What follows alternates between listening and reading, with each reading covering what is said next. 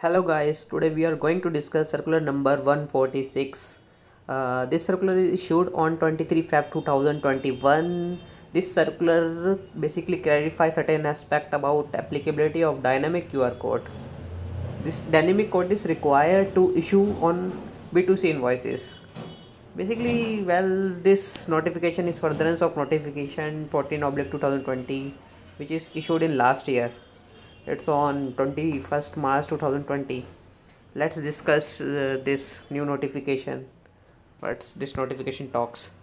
Basically, if I discuss on which person this notification is not applicable, this notification first not applicable on export invoices, because we have already covered export invoices in B2B notification.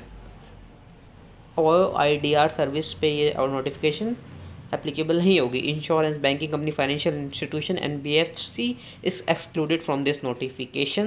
GTA suppliers also excluded from this notification. Passenger transportation service by way of admission, exhibition, cinematographic films, multiplex screen, everything is excluded from this notification. Basically, we have to create a one scanner code in which the following data should be there: supplier GSTN, account details, invoice number, invoice date, total invoice value, component of CGST, GST and GST should be there in scannable code. Okay, what will happen if customer make the payment before the issues of invoice? Then the supplier should mention the that payment details on the invoices.